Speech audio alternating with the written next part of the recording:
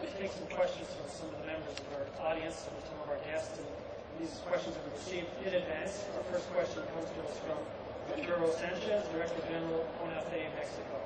The microphone should be coming to you.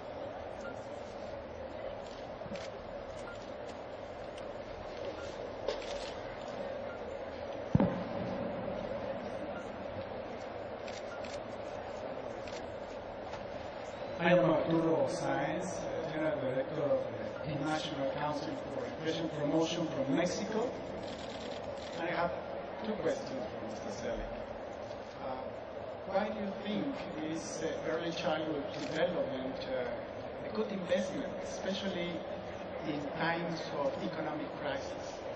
And what are the benefits of early childhood development for the poorest families and children in the Latin American and Caribbean region? Thank you. Well, as for the first question, during this financial and economic crisis, one of the things that we and others have tried to do is learn the lessons of past crises. And those of you from Latin America know from the 90s, just as people in East Asia know, that one of the harsh lessons learned was that the effort to stabilize economies at the macroeconomic level, the deficits and the budgets and the interest rates and inflation, while it's important, it's not enough. And one of the key lessons that we tried to learn in this crisis is the importance of investing in effective social safety net policies. Because if you don't, you can lose a generation. As Shakira said, if kids don't get proper nutrition because of cutbacks, then they're not going to grow. Some of them may not even have the energy to stay in school. And so the loss for a country can be huge. But more particularly, as we both said today, one of the key lessons here is the effectiveness of these interventions. What we've been able to see is that this has a lot of appeal because I think for everybody around the world, giving a kid or a child a healthy start is seen as the fair thing to do. Everybody deserves an equal opportunity. But at the same time, one of the benefits of this is that if you don't put money in at the front end, you're going to pay the cost later in life. And it's often harder to be able to get the reversal. Shakir and I were talking a little bit before. One of the benefits, in particularly about the early childhood nutrition aspects, is that you can use this as a platform for larger efforts. It involves good health. It involves learning in schools. If kids have a chance to learn in school, they'll complete more of their education.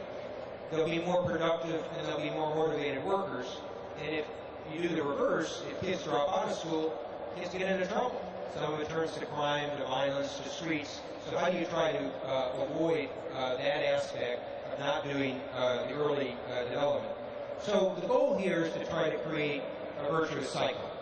On the one hand, trying to create individual opportunity, which I think everybody in this audience and elsewhere believes everybody deserves a fair chance. But by doing so, you also create a much more dynamic society.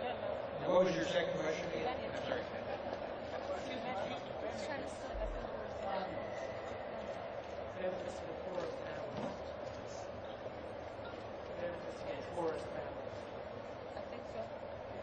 Well, I think I probably touched on that in the answer to the first one. So the prime benefit is every government is strapped for money.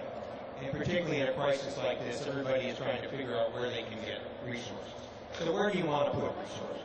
And one of the things you see in the United States or in middle-income countries or poorer countries is you have various constituencies, various industry groups and others that will make their case for resources.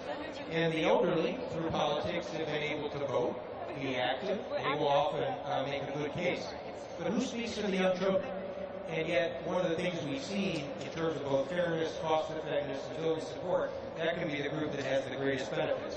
So, as both of us were discussing, even in a crisis like Haiti, one of the things that's important to do is think about investing in the children of Haiti because they will be the future of Haiti.